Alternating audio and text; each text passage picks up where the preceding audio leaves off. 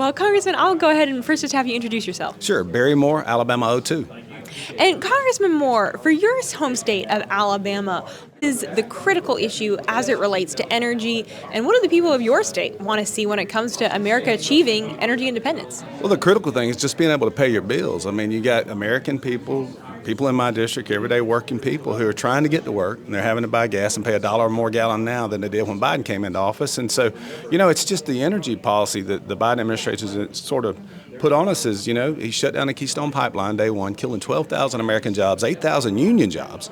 And then he said, hey, let's give Russia a green light on Nord Stream 2. And we see how that worked out. When we started putting money in Putin's pocket, he made war with Ukraine. And lastly, he said, well, then we can beg OPEC to increase production. And our thoughts are, we've got energy here in America. We produce it 41% cleaner than anybody around the globe.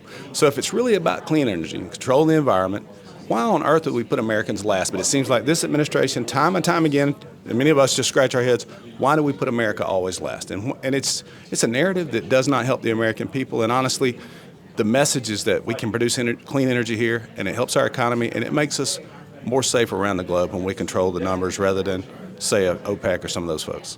What do you mean that it makes America safer? Talk a little bit more about that. I think we learned from COVID, depending on our foreign adversaries for whatever it may be, medicine, mask, or energy, can be very, very dangerous because at some point when the table turns, they're going to cut the faucet off. And then we don't have time to put the infrastructure in place to increase production. So as the Biden administration is bleeding our energy and they're shutting our producers down and our areas where we could actually store energy and raiding the Strategic Petroleum Reserve at the same time, when that time comes and the people that we're dependent on turn on us, then we're in a bad spot.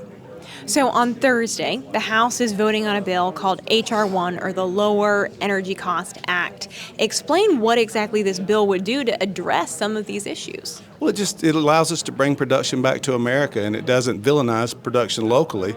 And we can talk about, permits and leases and all that sort of thing and the infrastructure to produce energy, but we're just trying to put Americans first, low energy costs for American consumers, and even allow our European allies to depend on us rather than a Russia or somebody like that, OPEC. So I think in some ways it just opens up the spigot, if you will, again, for American energy, and we allow to just push that out to the American people so that they'll see the difference. I mean, they know. I mean, the Biden administration, you're paying $1 more a gallon now you were than when he sworn in. So my people are feeling that, and they need help, and it's our job to step up and help. So H.R. 1's the first bill that we're bringing as far as out of the Speaker's office, and I think it's very important to the American people. And what do you think is going to happen to this bill first in the House and then in the Senate? Well, I think that it's tough to argue against American energy when it's low cost and cleaner. So we'll just see what the Senate does with it. But we're going to put it to a vote and let them make their decisions, and then they can explain, and Joe Biden can explain to the American people why, again, he tied the hands of industry in America and clean energy so we could deal with our adversaries around the globe. If you had to give President Joe Biden a grade for his energy policies so far, what grade would you give him? Is there below an F-? It's pretty horrible. Congressman, thank you for your time today. All right, thank you.